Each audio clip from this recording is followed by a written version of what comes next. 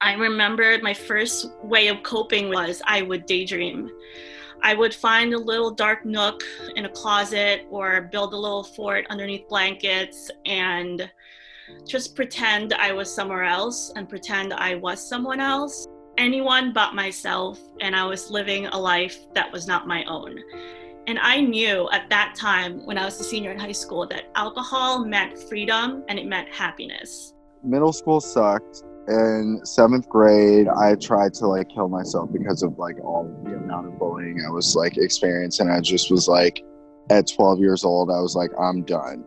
I've seen enough. And more and more when I share about that, it makes me so sad to think that at that age, I was ready to throw in the towel.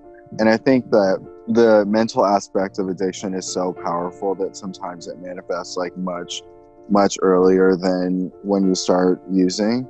I would say the only thing that maybe I wish I had when I was younger is, a more honest relationship with my parents, and that my parents had a healthier relationship with alcohol and drugs. There is such thing as normal drinking, and it's not this evil, bad thing. But in my mind, it kind of got muddled up. So when I started to experiment with drugs and alcohol, I thought I was experimenting with this evil, dark thing. So I didn't want to talk about it. 7 years ago, I lost my oldest son, Austin, to an overdose. And he had struggled with addiction for over 6 years. And it was an anguishing journey. And it was very, very tough, obviously, on him. We lost a beautiful boy. It was very tough on our family. And I decided I wanted to dedicate the rest of my life to this work, to try to spare other young adults and spare their families from going through what we went through.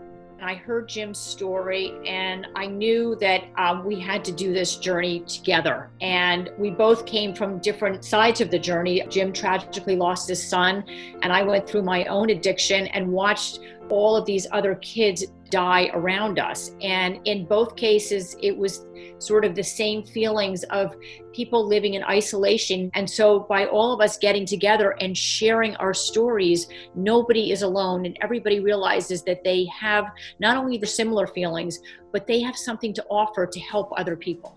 So we first opened up the dialogue surrounding addiction 5 years ago, following 6 tragic overdoses in our New York City school community.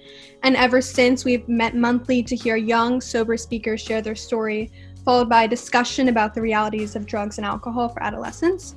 So we're really excited. We now have chapters in Miami and LA in addition to New York. We also have a lot of school clubs, and we're hoping to expand even more to further cities and communities. At Generation SOS, we really do believe that stories speak louder than statistics. If I had something like Generation SOS or knew about that, it would have been helpful for me to not feel so, I don't want to say stigmatized, but feel weird about what was going on in my life.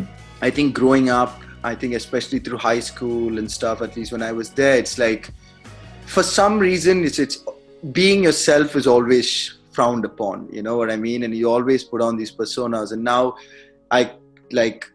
through this process, I've learned to be myself and love myself for who I am, that, now I don't crave these substances to help me escape from me.